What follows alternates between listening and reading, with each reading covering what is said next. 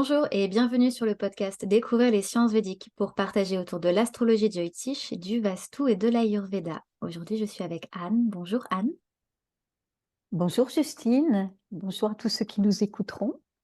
Alors avant de commencer, Anne va nous chanter un petit mantra pour se mettre dans l'ambiance du podcast et on se retrouve juste après. Om Gam Ganapataye Namaha.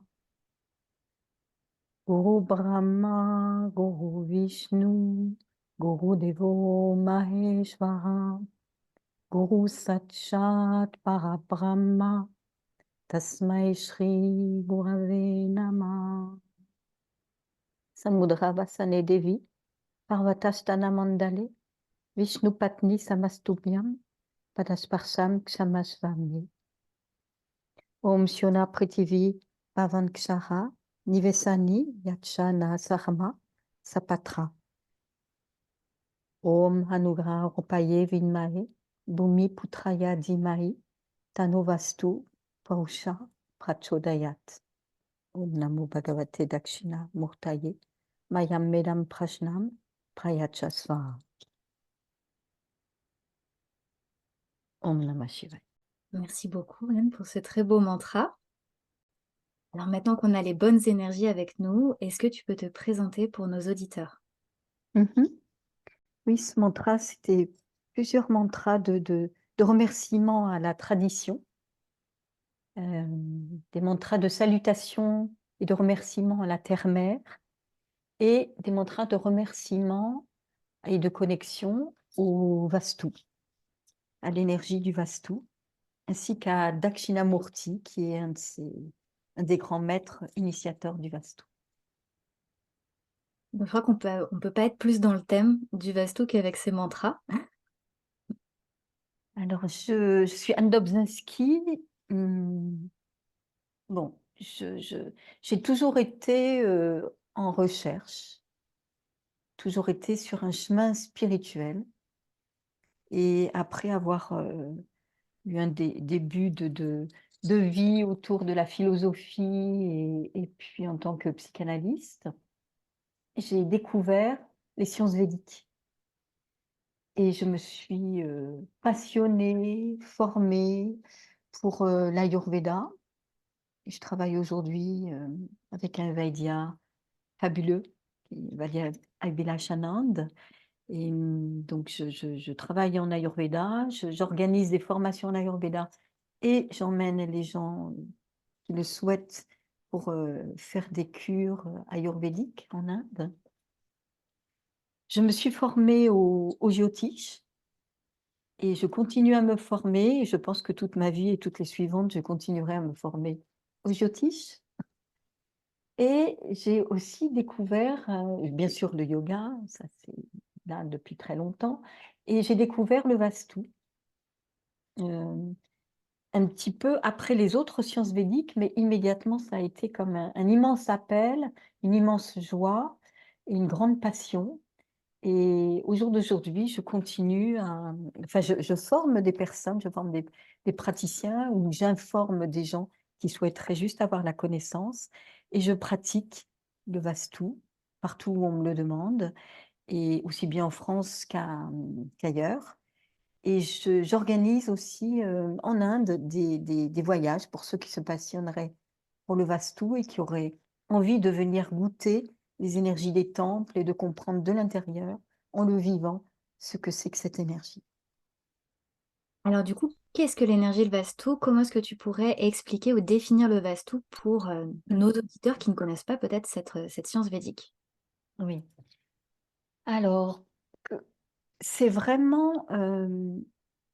on essaye dans le Vastu de créer un espace vibrant, un espace, et cet espace vibrant va rayonner l'énergie divine autour de soi, en nous-mêmes. Et à l'intérieur de cette énergie, vivant chaque jour notre vie dans cet habitat rempli de cette énergie divine, cet espace qui est sublime, eh bien, notre âme est nourrie. Notre âme est nourrie. Et quand notre âme est nourrie, nous sommes sur le chemin de notre dharma et tous les autres aspects de notre vie fleurissent. Voilà, cette énergie vastu, c'est vraiment la, la- la mise en connexion avec l'énergie divine, l'énergie vastu, et qui va en se répandant à l'espace, en se manifestant, créer ce qu'on appelle l'énergie vastu, qui est incarnée dans la matière. Donc c'est une science spirituelle. Hmm. Donc, c'est pas qu'une science pratico-pratique d'agencement des espaces, c'est vraiment quelque Pas chose de du tout, spirituel. pas du Alors, tout. ton histoire, ça me fait beaucoup penser, enfin ton explication, ça me fait beaucoup penser à l'histoire du Vastu Purusha. Euh, Oui, cette représentation, alors peut-être que tu la connais et tu pourras nous l'expliquer un peu plus en détail, mais il me semblait que le Vastu Purusha pouvait se nourrir du coup des énergies des lieux qui n'étaient pas du coup en accord avec cette science, cette énergie du Vastu. oui, oui, oui. Alors moi, je suis d'une tradition très ancienne, de plus de 10 000 ans, peut-être 16 000 ans dans le Vastu, très traditionnel. Et là, le Vastu Purusha est apparu bien après. Mais en tout cas, c'est une belle image, une belle histoire aussi, et une belle représentation d'un géant, effectivement, la face écrasée sur le sol, mais surtout la face dirigée vers le nord-est. Le nord-est, c'est ce qu'on appelle, enfin, c'est là où vont se joindre les énergies praniques de l'est et les énergies électromagnétiques du nord. Donc c'est une zone spirituelle et, et aussi la zone de l'élément eau. Le Vastu Purusha est écrasé sur le sol, donc vers Bhumi, vers la terre.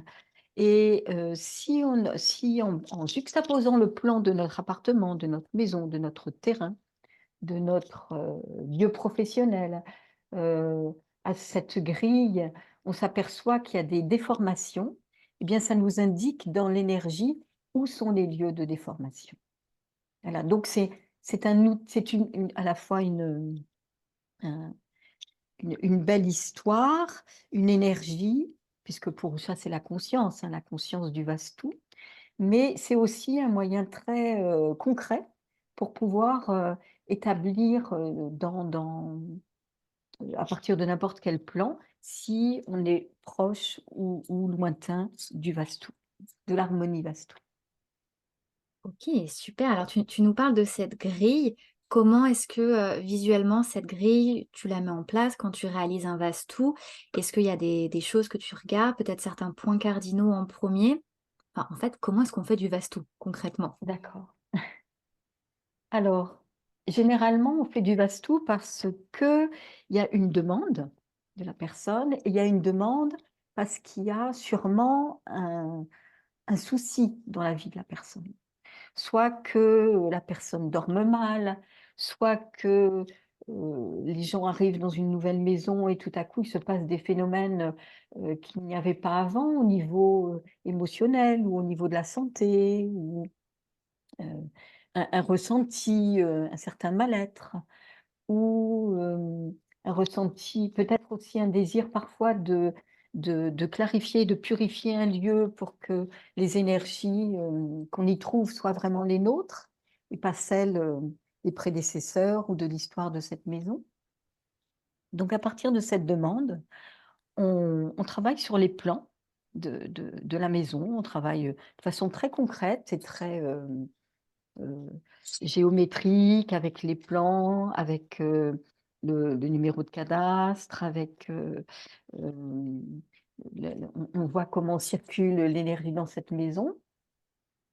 Et on voit aussi si les éléments, les 5 éléments de la tradition védique, hein, l'éther, l'air, le feu, l'eau et la terre, ont leur place et de façon harmonieuse dans cette maison. On voit si l'énergie circule ou pas, est bloquée ou pas, si l'énergie est trop dynamique, si les gens sont trop soumis à une espèce de mouvement incessant qui va les fatiguer, et peut-être à un moment jouer sur leur santé. Donc, il y a tout un tas de paramètres comme ça, très, très précis. En tout cas, tant qu'on est sur la carte, c'est vraiment des paramètres mesurables. Après, une fois qu'on arrive chez les gens, on va ouvrir aussi nos capteurs et avoir des perceptions sur ce qui se passe concrètement en termes d'énergie dans cette maison. Et à partir de là, on va établir un diagnostic très précis et on va penser à des moyens de correction aussi. On va proposer des moyens de correction. Que une harmonisation Vastou, ça peut pas être juste, écoutez, je me sens plutôt mal dans mon salon, il faudrait faire quelque chose. On ne peut pas travailler ponctuellement sur un lieu, sur une partie de lieu. On est obligé véritablement de tout reprendre depuis l'énergie qui rentre dans la maison, l'énergie donnée par l'orientation de cette porte d'entrée, et puis par l'environnement du lieu. Hein. Je n'ai pas dit, mais c'est évident que si on est en pleine ville ou si on est à la campagne, on aura l'interférence de beaucoup d'énergie extérieure sur notre lieu d'habitation. Donc voilà, à partir de tous ces éléments, on va essayer de travailler globalement pour élever le niveau vibratoire du lieu et amener l'énergie Vastu à s'installer, à se manifester partout, dans chaque pièce et sur le terrain. Donc tu parles de moyens correctifs. Est-ce que tu peux nous lister un petit peu quels peuvent être les moyens correctifs qu'on peut mettre en place quand on fait un Vastu? Les moyens correctifs, nous on travaille avec des petits carrés, des petits cubes de marbre qui, qui ont une certaine propriété et avec l'énergie du cuivre. Mais on travaille aussi avec des miroirs. Et voilà, au niveau du matériel, c'est très simple. C'est très simple. On va amener l'énergie à circuler et on peut travailler aussi de façon plus subtile, quoique ces matériaux ont aussi leur part très subtile, notamment le cuivre.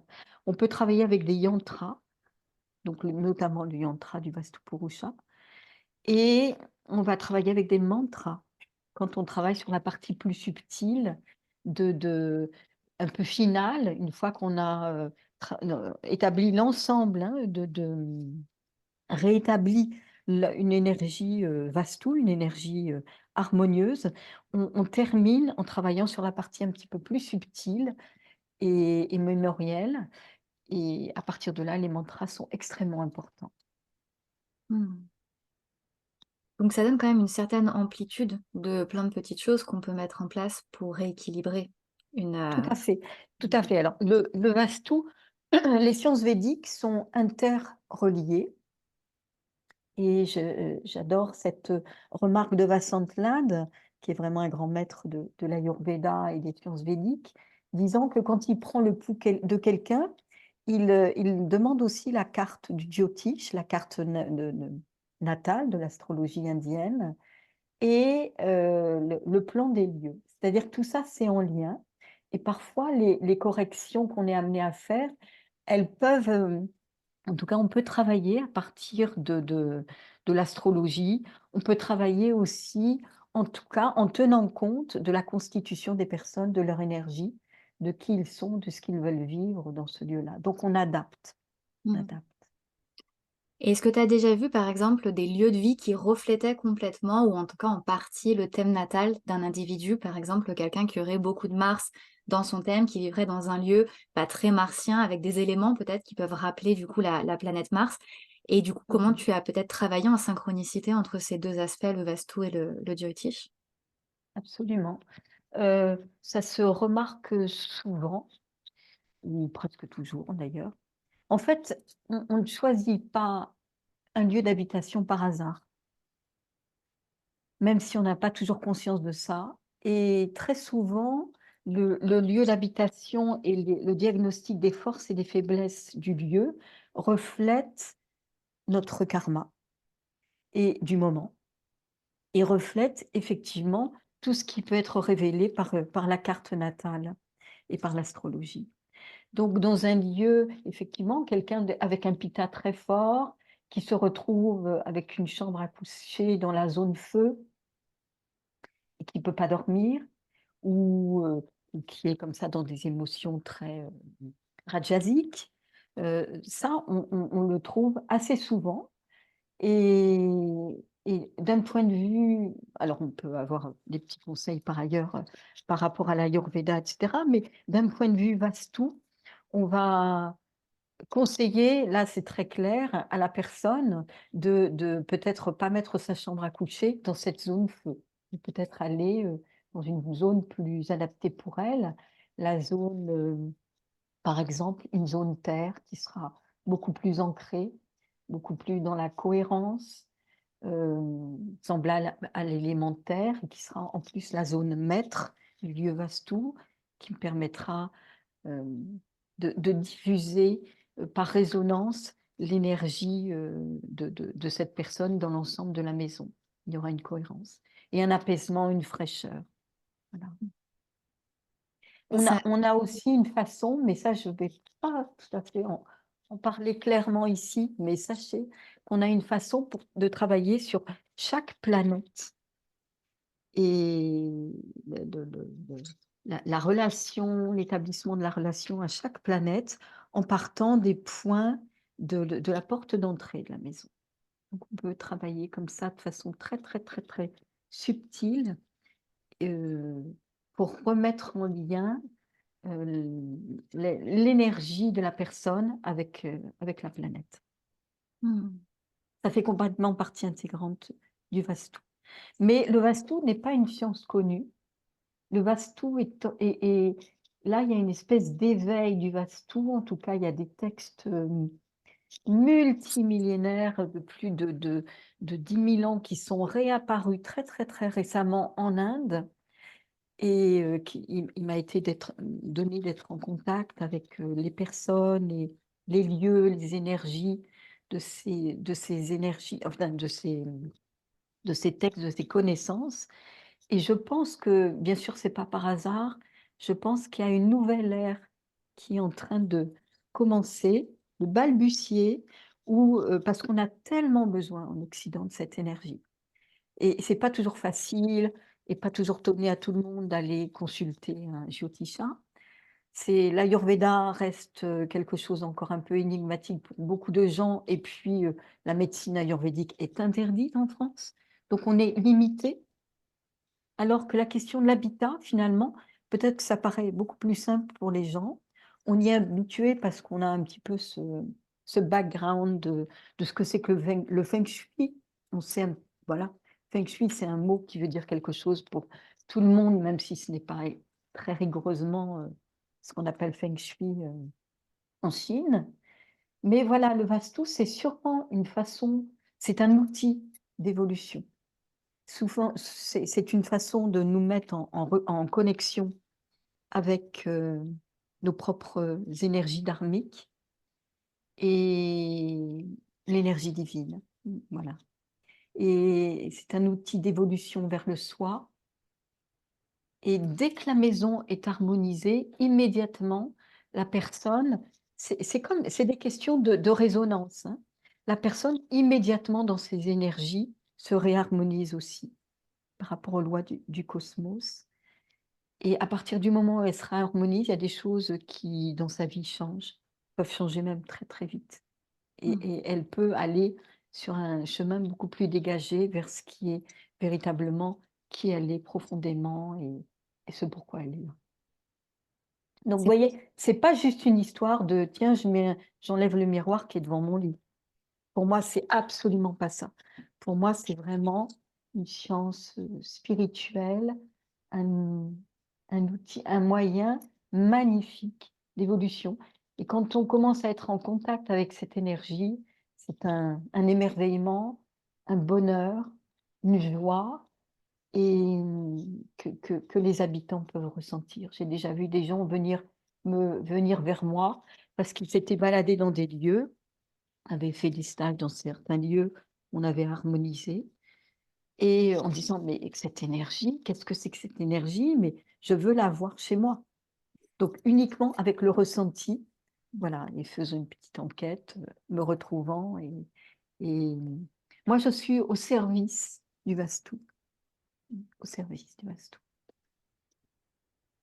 C'est vraiment des sciences auxquelles on est le cerveau, un peu à l'image de Saturne, de la planète Shani, où vraiment on est là pour être acteur et la main de quelque chose de plus grand que nous. C'est sûr que Oui, c'est pas, on fait pas ça par égoïsme ou en tout cas par ego.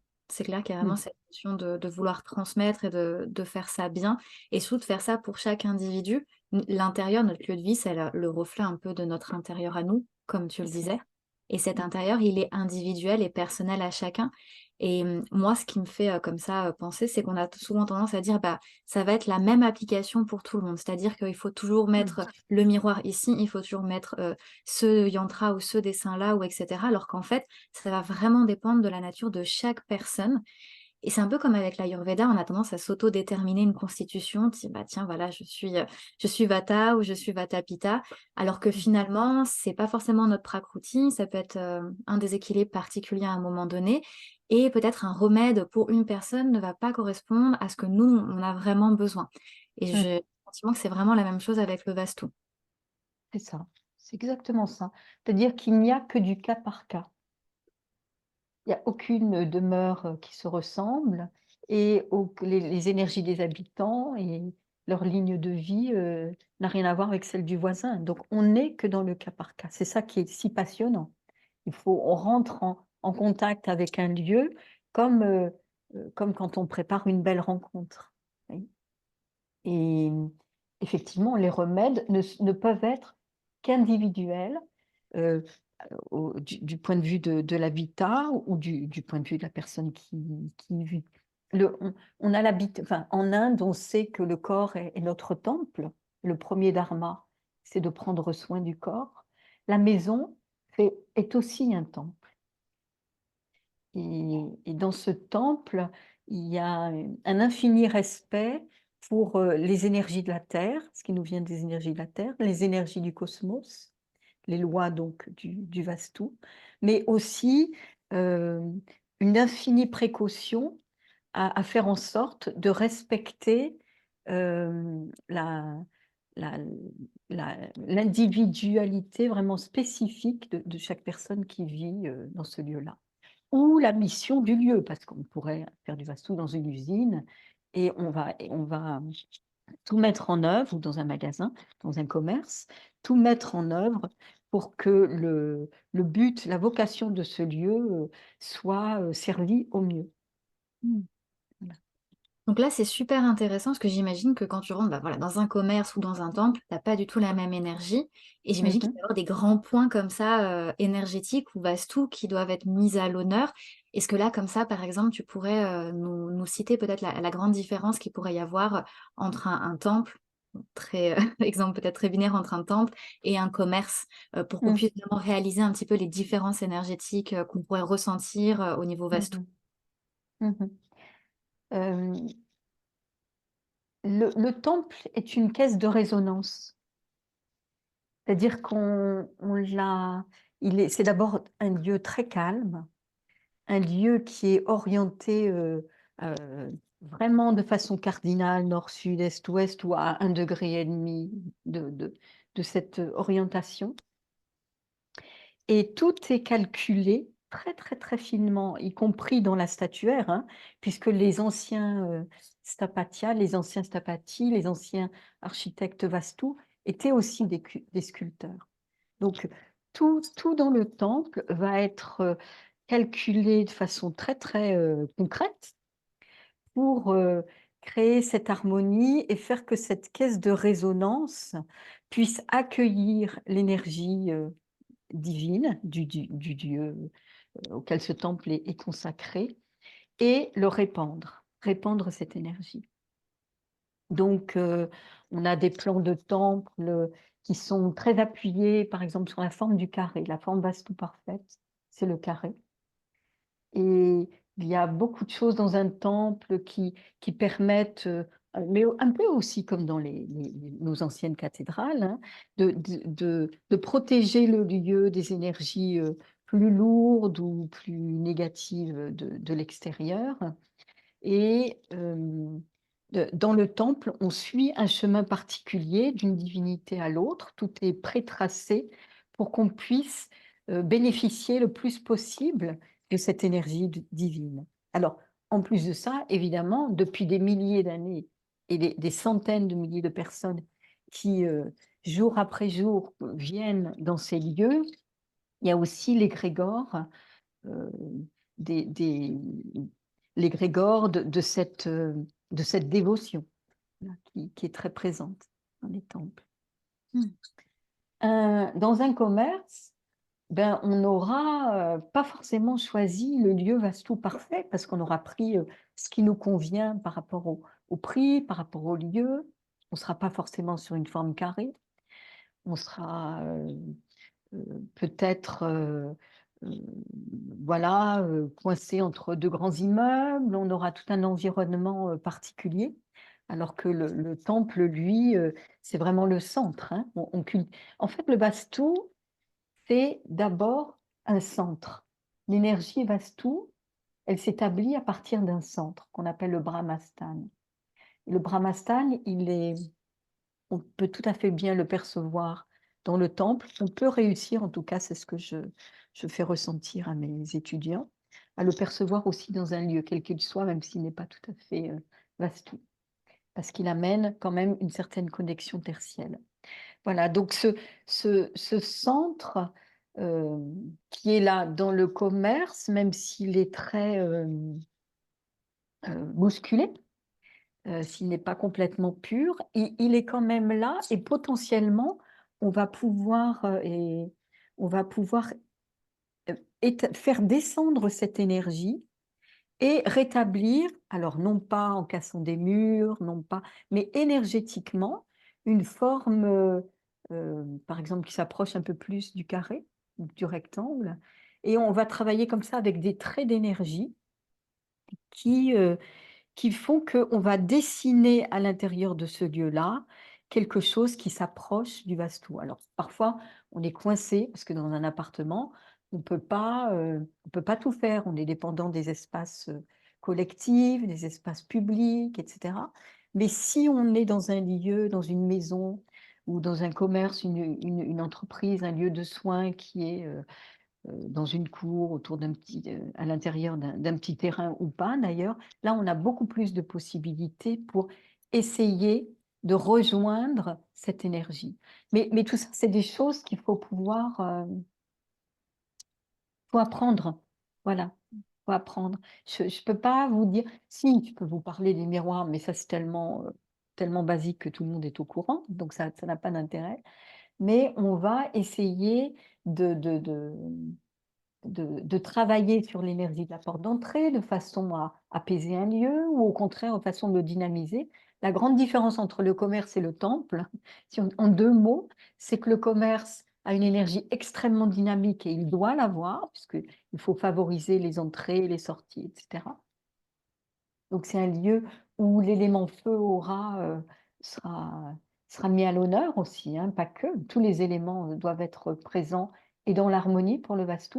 Mais on n'aura pas peur de cet élément feu, on pourra même booster un peu les lieux grâce à ça. Et c'est ça la grande différence. Alors que le temple, immédiatement, nous remet dans une énergie d'intériorisation et une énergie verticale de retour vers le soi et de dévotion. Donc on est plutôt sur une énergie associée peut-être à l'air ou en tout cas à l'éther, à quelque chose de montant peut-être dans un... Oui, Il me oui. semblait que pour les femmes, en tout cas, on rentrait pas dans un temple avec nos menstruations, parce que du coup, on est dans une énergie peut-être plutôt descendante et qu'on pouvait rentrer entre guillemets en contradiction avec l'énergie du lieu. Donc je sais pas si c'est quelque chose que toi tu avais entendu ou est-ce que Hmm. c'est pas Alors, du la question des menstruations des femmes et de ce qu'elles peuvent faire ou pas. En fait, je pense que c'est très important de rétablir quelque chose, qui est que dans les textes, on veut protéger la femme, hein. Quand elle a ses menstruations, elle est totalement perméable. Déjà, dans l'énergie féminine, il y a quelque chose de ça, mais au moment des règles, elle est totalement perméable. Et c'est pour la protéger et non pas pour empêcher la diffusion de je ne sais quelle énergie plus tamasique ou rajasique. Voilà. C'est pour la protéger qu'on lui demande de rester tranquille chez elle. D'ailleurs, on demande dans les textes au mari d'être beaucoup plus actif ces jours-là pour aider et suppléer. Et parce que dans les temples, il y a bien sûr tout ce que l'architecture et la dévotion des pandites, etc., apportent, mais il y a aussi une espèce de flot très important euh, créé par les émotions de ceux qui viennent dans les temples. Voilà. Et on vient déposer sa peine, on vient déposer sa colère, on vient déposer un deuil, on vient, etc., etc. Donc, le temple n'est pas un lieu à côté duquel on peut habiter. Il y a beaucoup de textes du Vastu qui nous indiquent ça. En gros, enfin, bon, c'est très, très, très précis, selon que c'est un temple de Vishnu, de Shiva, etc. Il y aura différentes orientations. Mais en tout cas, c'est pas bon d'habiter près d'un temple. Et pour la femme, au moment de ses menstruations, il est important qu'elle soit aussi protégée de ça. Hmm. Mais c'est intéressant parce que j'imagine que dans les églises, ou en tout cas dans nos lieux de culte, même nos mosquées en Occident, même si on les a pas construites de façon vastu, j'imagine qu'elles ont été construites aussi avec d'autres façons de faire en termes d'architecture. Mm. Et elles possèdent en tout cas aussi ces énergies-là. Donc bah, déjà pour nous en tant que femmes, et même si on habite à côté d'une église ou d'une mosquée, on sait qu'il y a ces énergies-là qui peuvent en tout cas nous impacter. On peut faire un peu éponge C'est et c'est ça, important de se protéger. ça, exactement. Mais ce qu'il faut savoir, c'est que l'énergie vastu, elle est universelle. Bien sûr, les textes viennent de l'Inde, hein, le Brihat Samhita, le Brihat Jatakam, il y a beaucoup de textes, la Mtiram, etc. La tradition védique, pour moi, c'est extrêmement important d'avoir une tradition, une lignée, d'être inscrit dans une lignée. Donc, ma lignée, elle vient aussi de l'Inde la plus traditionnelle, et du Tamil Nadu, le plus profond. Donc, vraiment le cœur, le cœur des énergies de l'Inde, le cœur historique. L'énergie est universelle, c'est-à-dire qu'on peut retrouver cet enseignement dans la pierre, puisque les temples sont des livres, hein, et les églises, les mosquées sont des livres. On peut retrouver ces enseignements tout autant dans certaines cathédrales, dans certains temples aztèques. On retrouve ces connaissances un peu diffusées et inscrites dans des édifices millénaires partout dans le monde. Ça n'appartient pas qu'à l'Inde. Et ça n'appartient pas qu'à une tradition hindouiste. Ça peut, on pourrait dire que ça appartient au Sanatana Dharma, à la vérité éternelle. Voilà. Mais elle dépasse les frontières et elle dépasse la question des limites des différentes religions ou pratiques.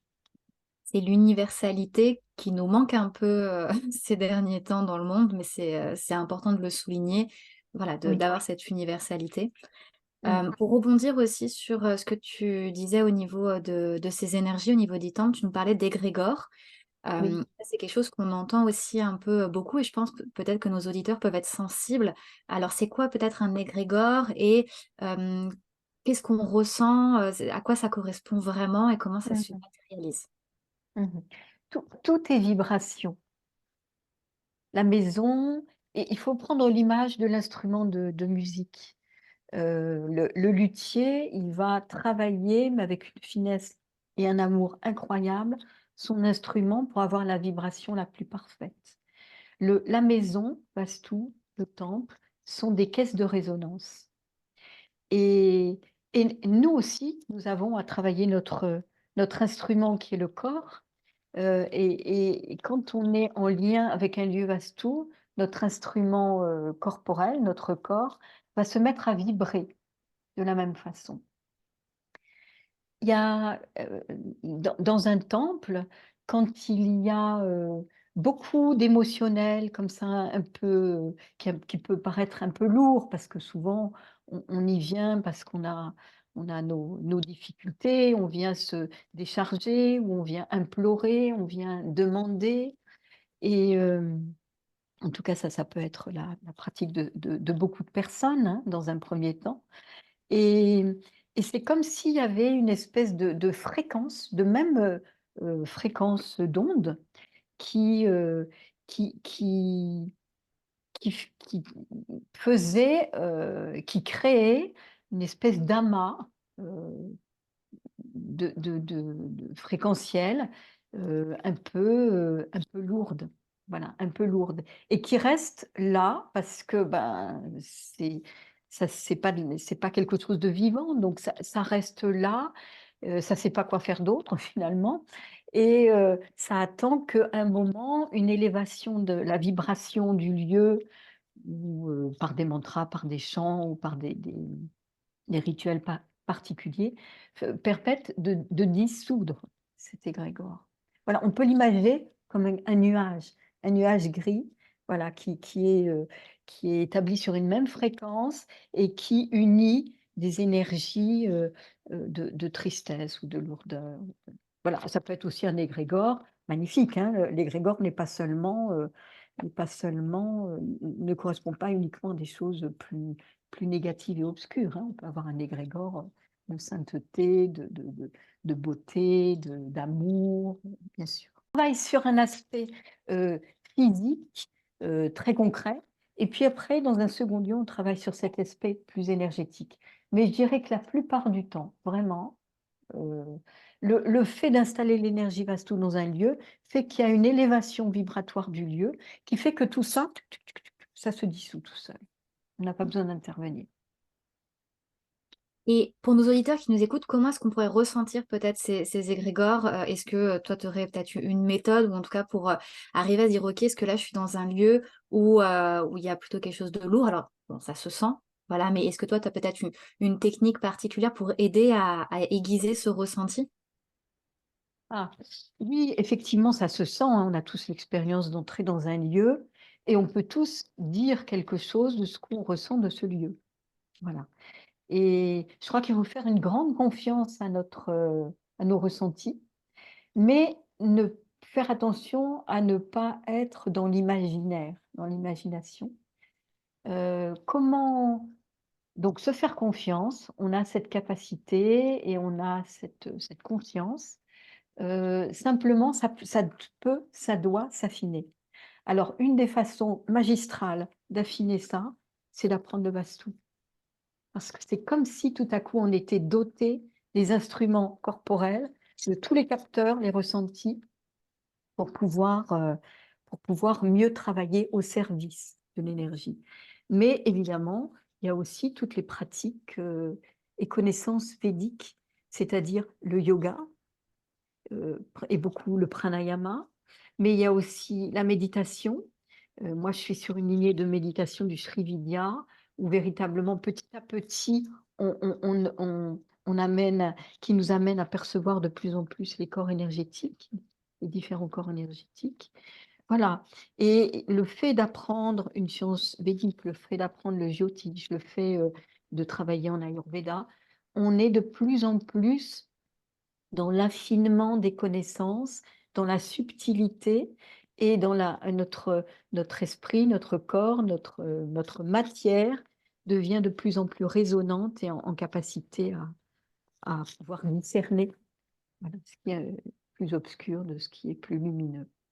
Mais je dirais que monsieur tout le monde qui a jamais fait de yoga, d'ayurveda, de vastu, etc., et c'est un monde nouveau, il est tout à fait capable d'entrer dans un lieu et de se dire, oh, là, euh, voilà, on se sent bien, on respire, ou là, bon, quand on ressort, je me suis sentie fatiguée. Voilà, Mm. c'est vraiment des perceptions très, très simples et très justes. Mm. Alors, tout à l'heure, on parlait aussi du feng shui, qui est cette pratique donc énergétique des lieux faite en Chine. Est-ce que il y a des grandes différences entre ce feng shui très connu, qu'on connaît tous en Occident, et le Vastu un peu moins connu, ou au contraire, est-ce que on parle de la même chose en fait?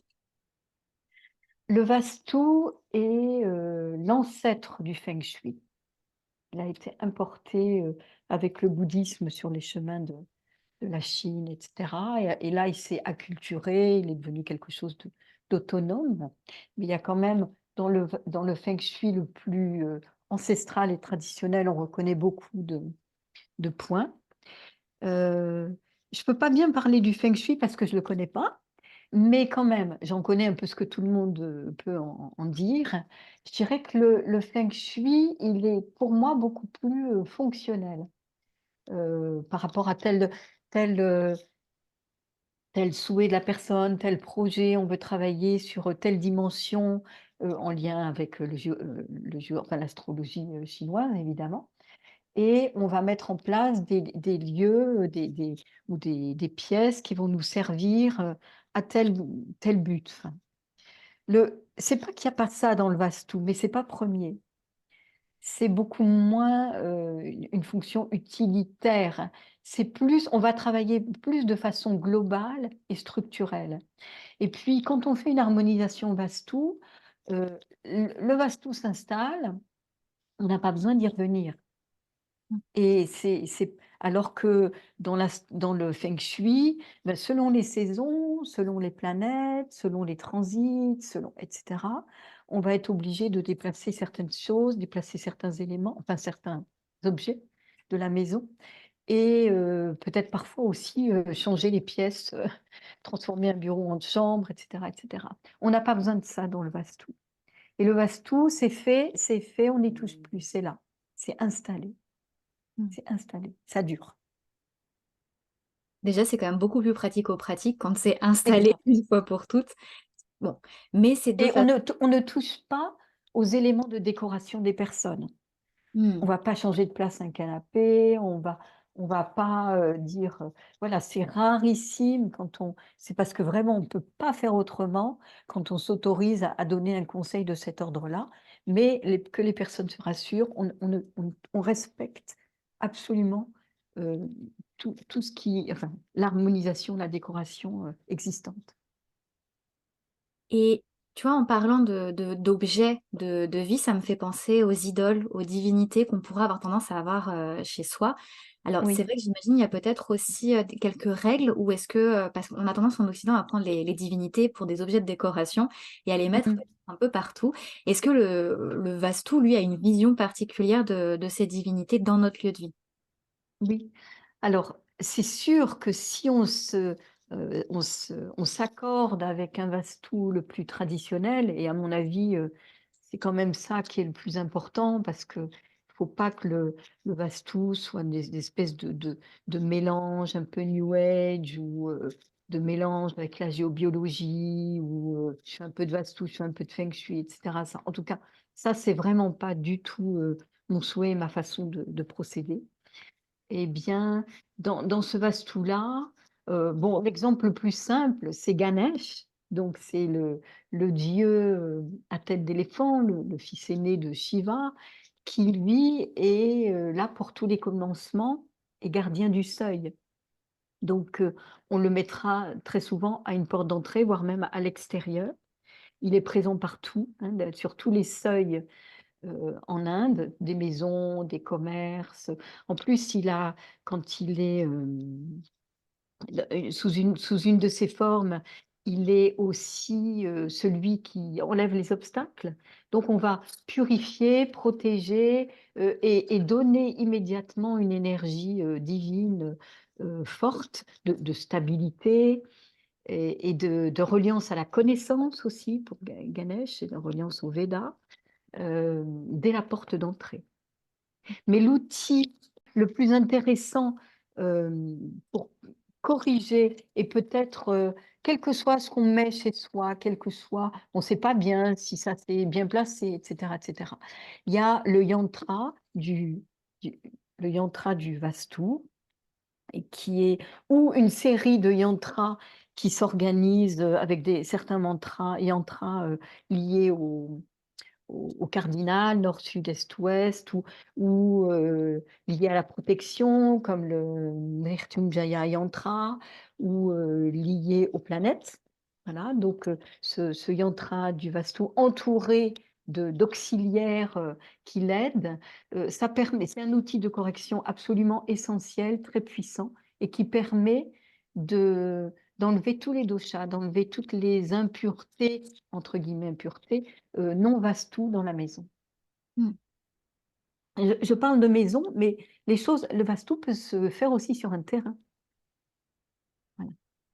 Ah, ça, c'est intéressant. Donc, comment est-ce que là, tu places, par exemple, un yantra sur un terrain? Alors, le yantra sur un terrain, en général, je vais l'enterrer. OK. Je vais l'enterrer. Et au nord-est, par exemple.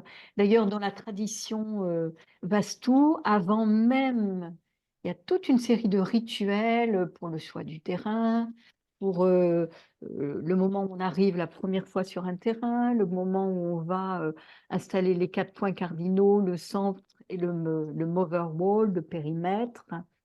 On va installer la clôture, on va honorer le nord-est, on va honorer tous les points cardinaux. Il y a tout un tas de rituels et des choses qu'on dépose aussi dans la terre, des pierres précieuses, des yantras, voilà. Donc, bon, même si on n'est pas amené à faire ça, parce que ça ne nous parle pas dans notre tradition chez nous, on peut quand même honorer la terre-mère, honorer Bhumi, ou Gaïa, selon comme on l'appellera pour nous en Occident. Et il y a des choses à faire, des rituels, des mantras. Et on ressent, dès qu'on installe les bonnes dimensions qui vont permettre le vastu, on ressent immédiatement comme un remerciement. On sait qu'on est juste dans notre harmonisation dès qu'on commence à ressentir de la joie, Mmh. une vraie joie, qui est indépendante de toute cause. Cette joie, elle témoigne du fait que on est en lien avec ce vastu et qu'il est là, qu'il s'installe. Mmh. Et tout le monde pourra en bénéficier. Donc ça, c'est un très bel indicateur à se garder en tête. Si on est en joie chez soi, c'est qu'on vit Oui, dans une atmosphère vastu. oui, tout à fait. Alors peut-être pour conclure, Anne, si on avait à donner, peut-être, 3 conseils très simples, très basiques, à quelqu'un qui voudrait regarder ou en tout cas mettre quelques petits outils Vastu en place chez soi. Donc bien sûr, ça ne vaut pas l'intervention d'un praticien Vastu, on est d'accord. Mais voilà, Mm. 3 petits outils très simples qu'on peut mettre en place comme ça assez facilement pour harmoniser un petit peu son lieu de vie. Alors, je dirais quand même que avant d'acheter un, un terrain, avant d'acheter une maison, etc., c'est quand même bien de nous passer un petit coup de téléphone parce que même sans faire une étude préalable complète, etc., on peut quand même donner quelques indications entre deux terrains, quel est le plus vaste potentiellement, ou entre deux maisons, etc. Donc ça, c'est quand même important parce que une fois qu'on est installé quelque part, ben, c'est pas quand même si facile d'en partir ou de rétablir l'énergie vastu, c'est tout un processus, hein. Alors, 3 conseils, qu'est-ce que je pourrais dire? De, de, de, de voir euh, oh là là, ça c'est une question piège pour moi. Alors, par exemple, je vais quand même parler des miroirs, c'est basique, mais de ne pas installer de miroir dans la chambre à coucher et de ne pas installer de miroir face à une porte d'entrée, de ne pas mettre un bureau d'enfant ou votre bureau ou un lit devant une porte, en face d'une porte. Voilà, pour des questions tout simplement d'énergie. Autre conseil, ce que je pourrais vous conseiller, ça, qui peut vraiment changer, c'est en général pas trop compliqué, c'est d'orienter un bureau ou un lieu de praticien ou de façon à ce que vous puissiez regarder l'est ou le nord ou le nord-est. Et là, toutes vos énergies vont s'aligner, vont s'ancrer et vous aurez peut-être certainement plus de perception pour ressentir ce qui se passe dans la maison. Et si on peut, avec un plan Vastu qu'on peut vous donner facilement, hein, voir où se situe la zone feu dans notre appartement, éviter d'y mettre une chambre, par exemple. Éviter d'y mettre une chambre, parce que là, c'est la qualité de notre sommeil. Voilà, je ne sais pas si j'ai bien répondu, mais C'est parfait. Je pense si- que c'est très simple et c'est des conseils qui sont applicables par tous. Donc, oui, voilà. voilà, Voilà. c'est vraiment très simple. Et après, bien sûr, quand on a des problèmes particuliers, on fait appel à un praticien, c'est Mmh. toujours plus important et plus intéressant d'être accompagné par quelqu'un qui s'y connaît ou sinon on se forme, comme tu l'as souligné. Exactement, Parce que ça, c'est génial quand on a les outils, après on est, en autonomie exactement. et c'est Mmh. chouette. Anne, en tout cas, merci beaucoup d'être intervenue Merci à sur le toi, merci d'avoir permis cette information et cette transmission. Merci. Moi, j'aurais encore 1 million de questions, mais en tout cas, au plaisir de te retrouver. Peut-être pour nos auditeurs, est-ce que tu pourrais donner tes, peut-être tes informations, tes contacts pour qu'on puisse prendre un rendez-vous avec toi si on le souhaite? D'accord. Oui, oui, oui. Bon, alors je suis pas très régulière dans les réseaux sociaux, donc je vais juste vous indiquer, l'adresse de mon site internet et puis à partir de là, on peut se joindre, on peut s'appeler. Si on s'appelle surtout sur WhatsApp parce que je passe beaucoup, beaucoup, beaucoup de temps en Inde, pour ma plus grande joie. Donc c'est en un seul mot, une goutte d'eau dans la mer point org. Une goutte d'eau dans la mer, c'est l'association que j'ai créée. Parfait. Et ben, on mettra tout ça dans la barre d'infos et hésitez pas à contacter Anne si vous avez besoin de faire votre Vastou ou même du coup pour vous former aussi. Merci, merci infiniment Justine. Que ton travail soit protégé. Merci.